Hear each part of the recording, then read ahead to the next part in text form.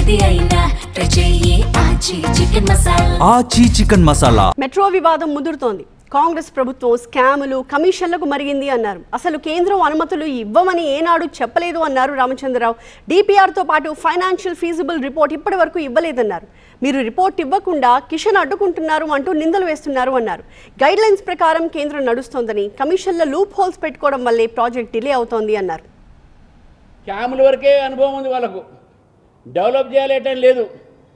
ఎందుకు ఈ మాట అంటున్నానంటే, మీరు కమిషన్లకు స్కామ్లకు ఎంత మరిగిందంటే ఏ విధంగా మన ప్రాజెక్టు అప్లై చేయాలని కూడా మీకు తెలియదు.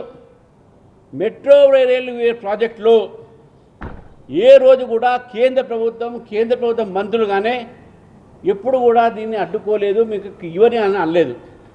మీరు డిపిఆర్తో పాటు ఫీజిబుల్ ఒక రిపోర్ట్ ఉంటుంది, ఆ ఫైనాన్షియల్ ఫీజిబుల్ రిపోర్ట్ని మీరు ఈ వరకు కూడా సబ్మిట్ చేయాలి.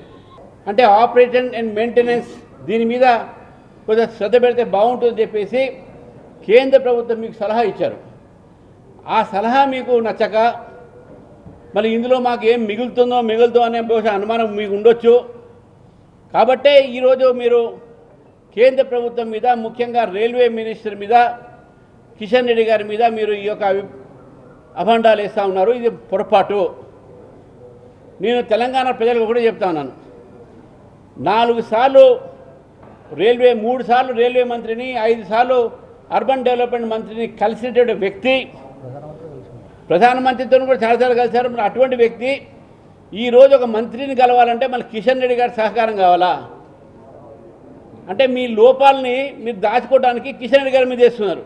దయచేసి రేవంత్ రెడ్డి గారు, మీరు చాలా పెద్ద మాటగారిని నేను ఒప్పుకుంటా, దాని విషయంలో డౌట్ లేదు. కానీ ఈ మధ్య మాటగారితో పాటు మీరు అబద్ధాలు కూడా దాంట్లో కూడా ప్రావీణ్యం పొందారు. ఈరోజు పిహెచ్డి ఇవ్వాల్సిన అవసరం ఉన్నది మీకు కూడా. గోబెల్స్ ప్రచారంలో మెట్రో తెచ్చిందే మేము, మెట్రోకు శాంక్షన్ ఇచ్చిందే మేము, మెట్రో ఇనాగ్రేట్ చేసిందే నరేంద్ర మోదీ, ఫేజ్ 2 ఫేజ్ 3 కూడా ఈరోజు ఒప్పుకున్నదే మేము. కేంద్ర ప్రభుత్వం ఉన్నటువంటి గైడ్ లైన్స్ ప్రకారం వాళ్ళు నడిచారు కాబట్టి అక్కడ శాంక్షన్ అయ్యింది.